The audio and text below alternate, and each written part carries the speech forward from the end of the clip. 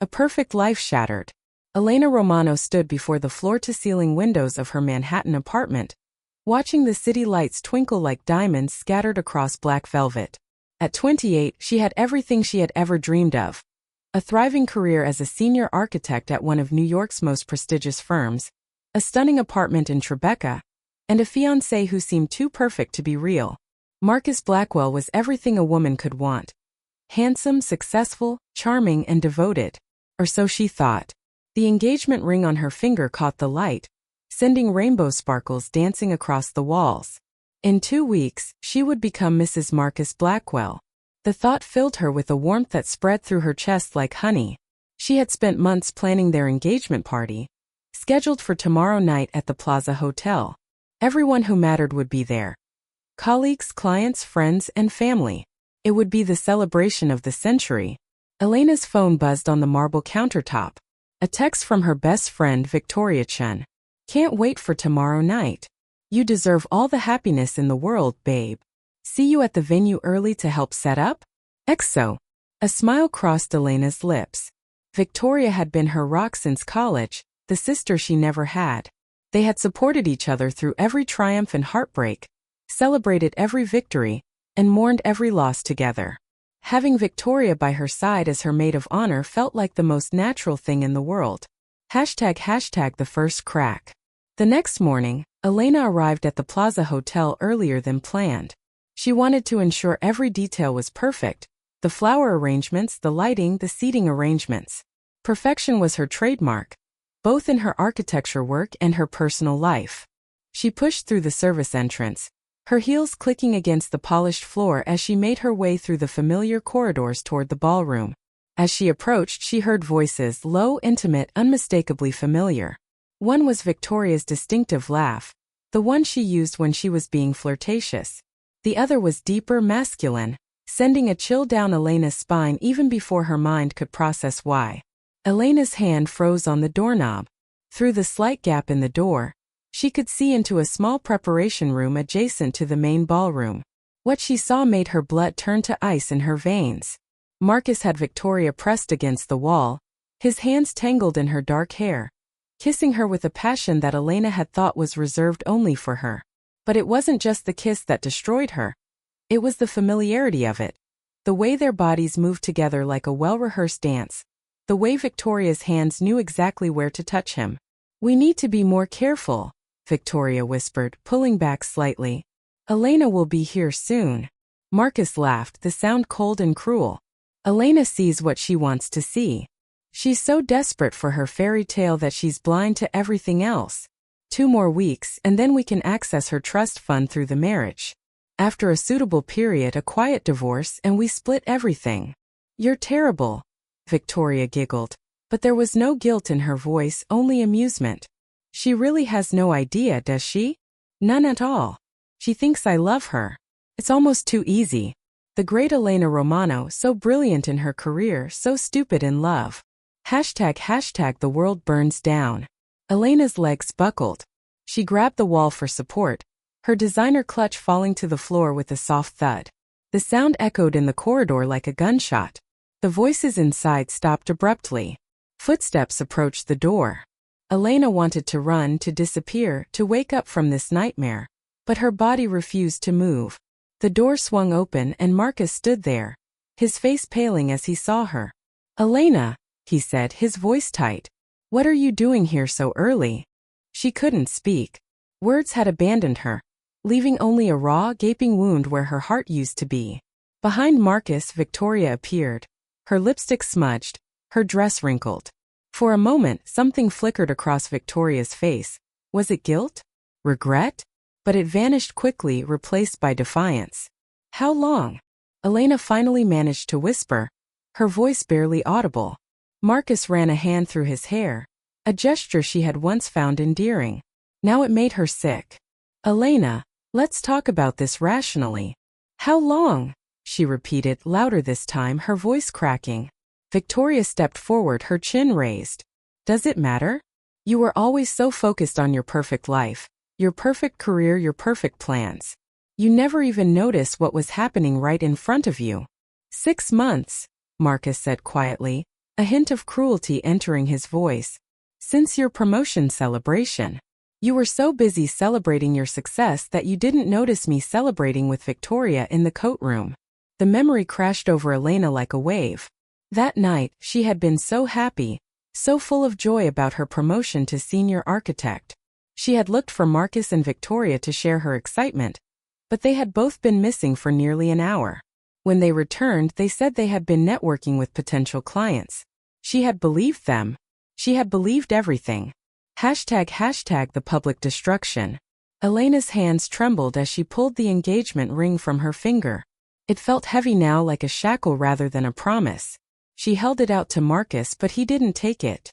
"Keep it," he said coldly. "Consider it payment for the entertainment you've provided over the past year. Playing the perfect fiancé, introducing me to all your wealthy clients, helping me build my reputation. You've been very useful, Elena." Something inside Elena snapped. The pain transformed into something else, something dark and powerful. She looked at the ring in her palm, then at Marcus's smug face, then at Victoria's defiant expression. "The party is still happening tonight," Elena said quietly, her voice steady despite the storm raging inside her. Marcus smirked. "Are you going to cancel it? Imagine the embarrassment. Everyone's already on their way. What will you tell them?" Elena smiled, but it didn't reach her eyes. "I'm not canceling anything. I'm just changing the script. ## the flames rise." That evening, Elena walked into the Plaza Hotel ballroom with her head held high. She had spent the afternoon in a fog of pain and rage, but somewhere in those dark hours, a plan had begun to form. She wore a stunning red dress. Not the soft pink she had originally chosen, but a bold blood-red gown that made a statement. Her makeup was flawless, hiding the evidence of her tears. To everyone watching, she looked like a radiant bride-to-be. The ballroom was filled with people. Friends, family, colleagues, and clients.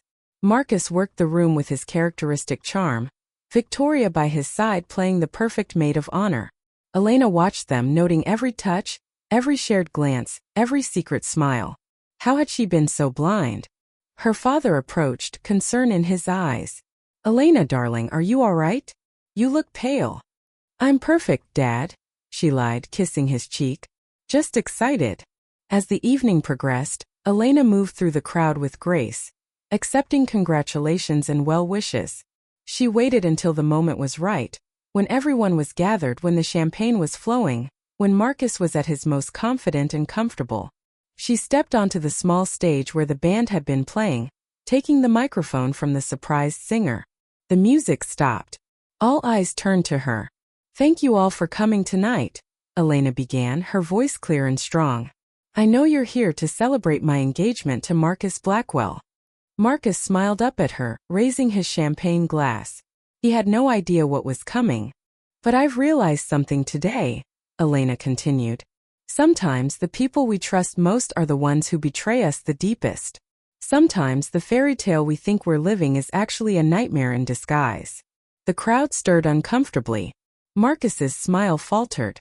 "6 months ago, while I was celebrating my promotion to senior architect, my fiancé and my best friend were celebrating in a very different way. In the coat room of this very hotel." Gasps rippled through the crowd. Victoria's face went white. Marcus set down his glass, his jaw clenched. "Their affair has continued ever since," Elena said, her voice never wavering despite the tears threatening to fall. "And I discovered today that Marcus's proposal wasn't about love. It was about accessing my trust fund. He planned to divorce me after a suitable period and split everything with Victoria. ## the aftermath." The ballroom erupted into chaos. Voices rose in shock and anger. Marcus's business partners looked at him with disgust. Victoria's parents stood frozen in horror. Elena's father moved toward Marcus, rage in his eyes, but Elena's brother held him back. Elena descended from the stage, walking directly toward Marcus. She held out the engagement ring one more time. "You said to keep this as payment for entertainment," she said quietly, so only he and Victoria could hear. "But I don't want anything from you except one thing. I want you to remember this moment. I want you to remember the day Elena Romano stopped being your victim and became your worst nightmare." She dropped the ring at his feet, turned on her heel, and walked out of the Plaza Hotel with her head held high. Behind her, she could hear the accusations, the denials, the sound of her former life imploding. But she didn't look back. Outside, the cool night air hit her face like a blessing. Elena stood on the street, her red dress billowing in the wind, and realized that while her heart was broken, she was not destroyed. The pain was real, the betrayal cut deep, but somewhere beneath the agony, a fierce determination was being born. ## the escape plan. That night, alone in her apartment, Elena made a decision. She couldn't stay in New York, not now. Not with the wreckage of her life scattered across the society pages and gossip blogs. The humiliation would follow her everywhere, affecting her career, her relationships, her ability to rebuild. But more than that, she needed to transform. She needed to become someone stronger, someone who could never be fooled or betrayed again. She needed to rise from these ashes not just as Elena Romano, but as something more powerful. She opened her laptop and began researching opportunities abroad. Milan, Italy, the architectural capital of the world, kept appearing in her searches. Her mother's family was from Italy, and she spoke Italian fluently. It would be a fresh start, a chance to reinvent herself in a place where no one knew her story. By dawn, Elena had resigned from her firm via email, contacted a real estate agent about subletting her apartment, and booked a one-way ticket to Milan. She would leave in 3 days, taking only what she could carry and leaving everything else behind. As the sun rose over Manhattan, painting the sky in shades of pink and gold, Elena stood at her window one last time. The city that had once represented all her dreams now represented her deepest pain. But she would return someday, she promised herself. She would return transformed, powerful, and ready to claim the redemption that was rightfully hers. ## the final goodbye. Elena's last 2 days in New York were a blur of logistics and goodbyes. She met her family for a quiet dinner, assuring them she needed time away to heal and find herself. Her father tried to convince her to stay and fight, to press charges, to destroy Marcus and Victoria publicly. But Elena shook her head. "Revenge isn't about destruction, Dad," she said quietly. "It's about transformation.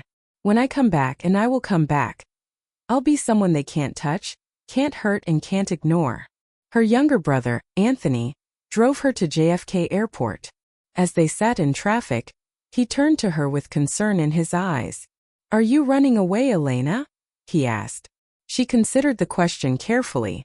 "No," she finally answered. "I'm running toward something. I just don't know what it is yet." At the airport, Elena stood in line with her single suitcase and carry-on bag. Everything else, the furniture, the clothes, the life she had built, would be sold or given away. She was starting over with nothing but her talent, her determination, and the fire of betrayal burning in her heart. As the plane lifted off from New York, Elena pressed her forehead against the window, watching the city grow smaller beneath her. Somewhere down there, Marcus and Victoria were dealing with the aftermath of her revelation. His business reputation was in ruins, and Victoria had been disowned by her family. But Elena took no satisfaction in their downfall. Not yet. The real revenge would come later, when she returned as someone they couldn't recognize, someone who had built an empire from ashes and become untouchable. The real revenge would be her success, her happiness, her ability to thrive despite everything they had done to her.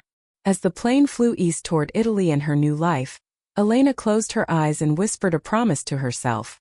"They tried to break me, but instead they forged me into steel. And when I return, they'll learn what it means to awaken a woman who has nothing left to lose." The engines hummed their agreement as the plane carried Elena Romano toward her destiny, toward the transformation that would turn her from victim to victor, from broken to unbreakable, from betrayed to unstoppable. To be continued in Part 2, The Transformation. #Burning for Redemption Part 2. The Transformation. ##, A New World Awakens. Milan welcomed Elena with open arms and ancient beauty. The city was a symphony of old-world charm and modern innovation, where historic cathedrals stood alongside sleek glass towers, where centuries-old cobblestone streets led to cutting-edge design studios. As her taxi wound through the streets toward her small rented apartment in the Brera district, Elena felt something she hadn't expected, hope. Her apartment was modest compared to her Tribeca luxury, but it had character. High ceilings with original frescoes, tall windows that opened onto a small balcony overlooking a quiet courtyard, and warm terracotta floors that had been walked upon for generations. It was exactly what she needed. A space that held no memories of Marcus or Victoria, no reminders of her old life. Elena spent her first week in Milan walking. She explored every district, studied every building, sketched in notebooks she carried everywhere. The architecture here spoke to her soul in ways New York's modern skyline never had. There was history in every stone, stories in every archway, passion in every design choice made by masters long dead but never forgotten. At night, she would sit on her balcony with a glass of wine, watching the Italian families in the courtyard below. Children played while grandmothers watched from windows. Couples argued and made up with equal passion. Life continued here with an intensity and authenticity that made her former existence feel hollow by comparison. #the Rising Phoenix. 3 months into her Milan life, Elena walked into the offices of Studio Nero, one of the most prestigious architectural firms in Italy. She had spent those months building a portfolio that showcased not just her technical skills but her evolved vision. Designs that blended American innovation with Italian soul, modern functionality with classical beauty. The senior partner, Alessandro Nero, was a legend in the industry. At 65, he had designed some of Europe's most celebrated buildings. He was known for being demanding, brilliant, and nearly impossible to impress. Elena had requested this meeting through a former professor, who had connections in Milan. She had one chance to make an impression.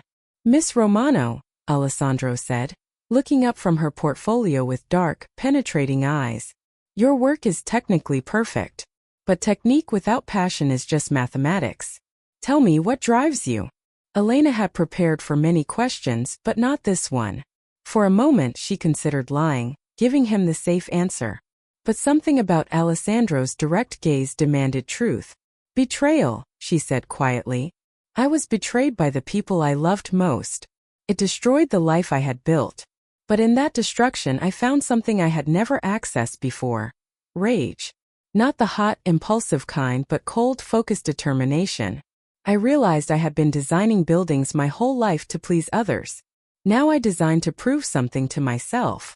Alessandro was silent for a long moment, studying her face. Then slowly he smiled. "You are hired. Start Monday. But know this, I will push you harder than anyone ever has. I will demand more than you think you can give.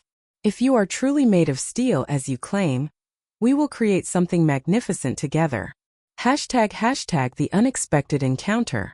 Elena threw herself into work with an intensity that amazed even Alessandro. She arrived before dawn and left after midnight. She took on the most challenging projects, the ones other architects avoided. Within 6 months, her designs were winning awards. Within a year, she had been promoted to lead architect on a major project, a luxury hotel that would redefine Milan's skyline. It was at a client meeting for this project that she first saw him. Dante Caruso walked into the conference room like he owned not just the building but the entire city. At 35, he was devastatingly handsome in that effortless Italian way, dark hair slightly too long, a perfectly tailored suit that spoke of old money, and eyes that seemed to see through every pretense. He was the developer funding the hotel project, and Elena had heard rumors about him. Mysterious family wealth, connections to Italian aristocracy, a business empire that spanned multiple continents. "Miss Romano," he said, his accented English smooth as silk, "I've been reviewing your designs. They're impressive, but I have concerns about the structural integrity of the cantilever section on the east wing." Elena bristled. She had spent weeks perfecting those calculations. "With respect, Mr. Caruso, the design is structurally sound. I've run multiple stress tests." "I'm sure you have," Dante interrupted, but his tone wasn't dismissive. It was genuinely curious. "But have you considered the wind pattern specific to this location? Milan has unique microclimates that affect high-rise structures." He was right. Elena had considered standard wind loads but hadn't researched the local patterns. It was a small oversight but one that could have caused problems. She felt her cheeks flush with embarrassment and annoyance, mostly at herself. You're right, she admitted, meeting his gaze directly. I'll revise the calculations and present new designs by Friday. Dante's eyebrows rose slightly, as if he had expected her to argue. You admit when you're wrong. That's rare in this business. Being wrong and refusing to admit it is how buildings fall down and people get hurt, Elena replied coolly. I'd rather check my ego than risk lives. Something flickered in Dante's eyes, respect perhaps or interest. I look forward to reviewing your revisions, Miss Romano. ## the walls come down. Over the following months, Elena and Dante worked closely on the hotel project. What began as a professional relationship slowly evolved into something more complex. Dante challenged her constantly, pushed her to defend her choices, questioned her assumptions. But unlike Marcus, whose challenges had been designed to undermine her confidence, Dante's questions made her sharper, better, more certain of her vision. They began having dinner meetings that lasted long after business had been discussed. Dante told her about his family, old Italian nobility that had lost everything during the war and rebuilt through sheer determination. His grandfather had been a count. His father had been a laborer who built a construction empire from nothing. Dante had inherited both the aristocratic bearing and the working-class determination. What brought you to Milan? Dante asked one evening as they shared wine on the rooftop of the construction site, watching the sunset paint the city gold. Elena hesitated. She had told no one in Milan about Marcus or Victoria, about the betrayal that had driven her here. But something about Dante's presence made her want to be honest. I was engaged to a man who turned out to be a liar, she said quietly. He was having an affair with my best friend. They planned to marry me for my money and then divorce me. I found out the day before our engagement party. Dante was silent, but she could feel his attention focused entirely on her. I exposed them publicly, Elena continued. Then I left everything behind and came here to become someone they could never hurt again. Revenge, Dante said softly. It wasn't a question. Transformation, Elena corrected. Revenge implies I'm still focused on them. I'm focused on becoming stronger than they ever imagined I could be. Dante turned to face her, his dark eyes intense. And have you succeeded? Elena thought about the question. She had built a new career, earned respect in a new country, created designs that were being celebrated internationally. But had she truly transformed? Or was she still running from the pain? I'm getting there, she answered honestly. Good, Dante said. Because the Elena Romano I've come to know is already formidable. I would hate to see what happens when she reaches her full power. ## the dangerous attraction. As summer turned to autumn in Milan, Elena found herself thinking about Dante constantly. Terrified her. After Marcus, she had sworn never to let anyone close again. Trust was a luxury she could no longer afford. Yet Dante had a way of slipping past her defenses without seeming to try. They attended industry events together. He introduced her to influential clients and colleagues. Under his patronage, her career soared. But it was more than professional. The way his hand would rest on the small of her back, the way his eyes would find hers across crowded rooms, the tension that crackled between them during late-night work sessions. One evening, after celebrating a major design award, Dante walked Elena back to her apartment. They stood in the courtyard, the autumn air crisp and filled with the scent of jasmine from the neighboring garden. Elena, Dante said quietly, I know you've been hurt. I know you've built walls to protect yourself. But I need to tell you something. Elena's heart raced. Part of her wanted to run to protect herself from potential pain. But another part, the part that had been transformed by betrayal and rebuilt in fire, wanted to be brave enough to feel again. I'm falling in love with you, Dante continued. I've tried to fight it, tried to keep things professional, but I can't anymore. You don't have to respond. You don't have to feel the same way. I just needed you to know. Elena looked into his eyes, searching for any sign of deception, any hint of the manipulation she had missed with Marcus. But all she saw was honesty and vulnerability. I'm afraid, she whispered. I'm afraid of being wrong again, of missing the signs, of being destroyed again. Dante stepped closer, cupping her face gently in his hands. Then let me prove myself. Not with words but with actions. Take your time. Build your trust slowly. I'm not going anywhere. He kissed her forehead softly, then turned and walked away, leaving Elena standing in the courtyard with tears streaming down her cheeks. Not tears of pain this time, but of possibility. ## The secret revealed. Elena and Dante's relationship developed slowly over the following months. True to his word, Dante proved himself through consistent action. He supported her career without trying to control it. He respected her boundaries. He introduced her to his family, his aging mother, his 3 sisters, his army of nieces and nephews, welcoming her into their warm, chaotic world. For the first time since the betrayal, Elena felt herself healing. The constant anger that had driven her was transforming into something else.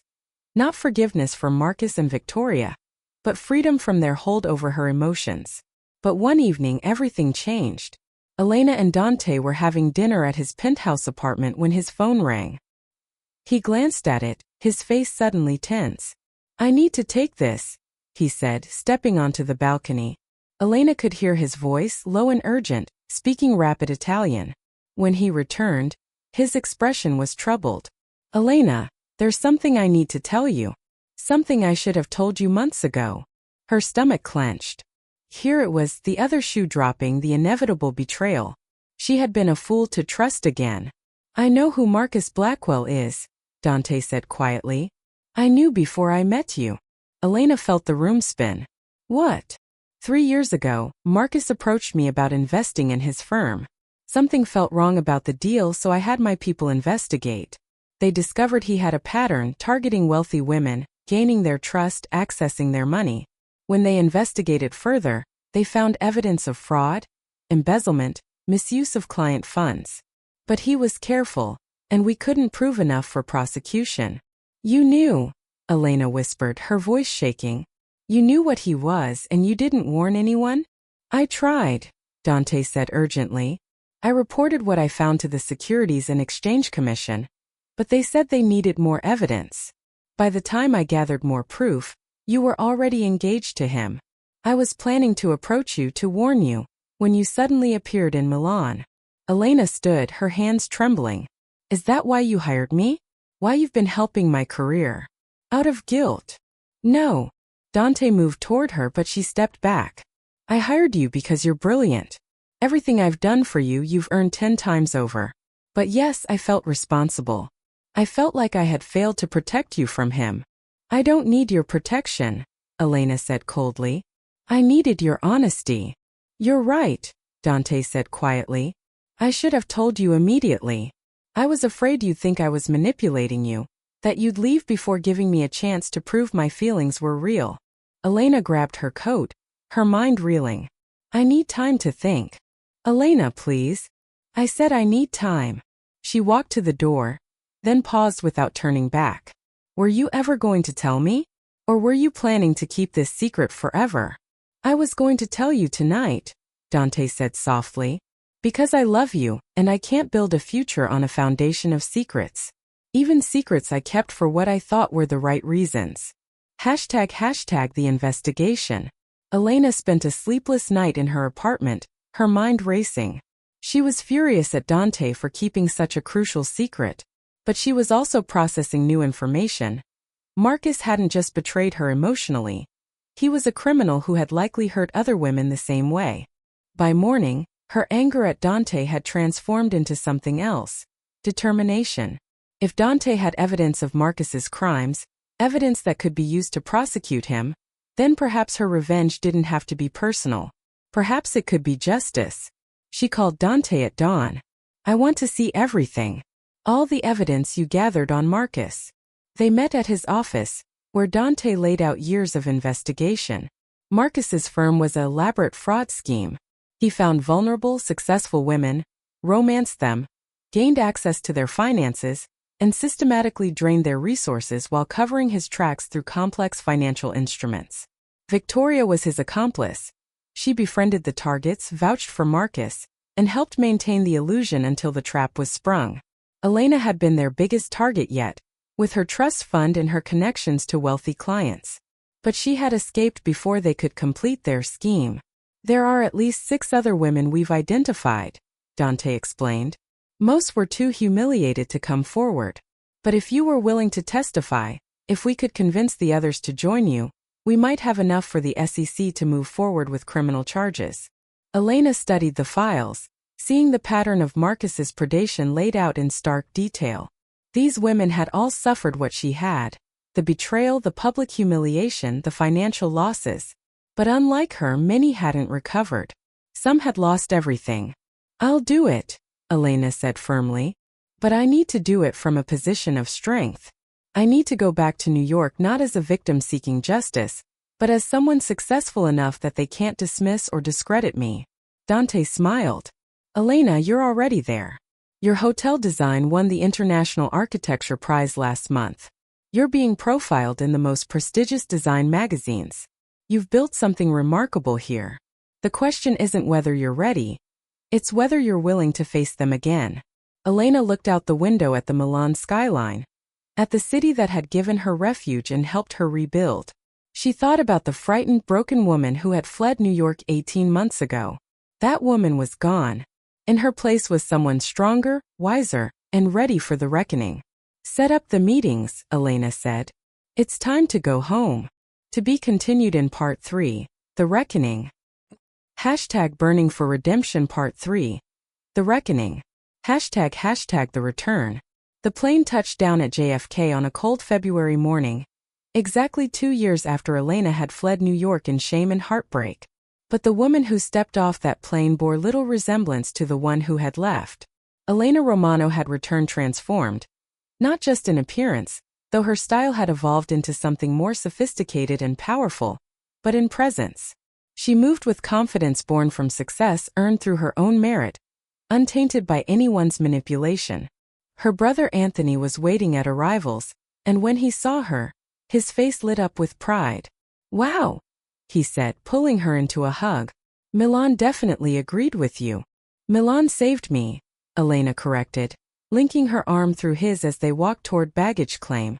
"But New York is where I prove I've saved myself." The city looked the same but felt different. Or perhaps Elena was the one who had changed so fundamentally that everything appeared new. As Anthony drove her through familiar streets toward her hotel, the Mandarin Oriental, where she had booked the penthouse suite, Elena felt no fear, only anticipation. "The whole family wants to see you tonight," Anthony said. "Dad's been telling everyone about your international awards. He's incredibly proud, even if he still wants to punch Marcus in the face." "Tell Dad he'll have to get in line," Elena replied with a slight smile. "But first, I have business to attend to."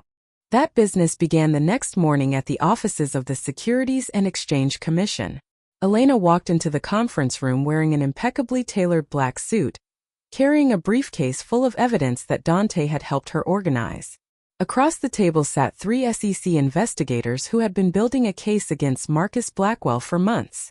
Miss Romano, the lead investigator, a sharp-eyed woman named Jennifer Martinez, greeted her. "Thank you for coming forward. We understand this must be difficult." "Difficult would have been staying silent," Elena replied firmly. "What Marcus Blackwell did to me was terrible. But what he's done to other women, systematically, repeatedly, with calculation, that's criminal. I'm here to make sure he pays for all of it." #The web unravels. Over the next week, Elena worked closely with the SEC team, providing detailed testimony about her relationship with Marcus, the financial documents he had asked her to sign, and the intimate knowledge she had of his business operations. With Dante's evidence and her insider perspective, the case against Marcus began to solidify. But Elena's most important contribution was reaching out to the other victims. Using the information Dante had gathered, she contacted 6 women who had been targeted by Marcus and Victoria over the past 5 years. She met each one privately, sharing her own story and encouraging them to add their voices to the prosecution. The first was Amanda Chan, a successful surgeon who had met Marcus 3 years ago at a medical conference.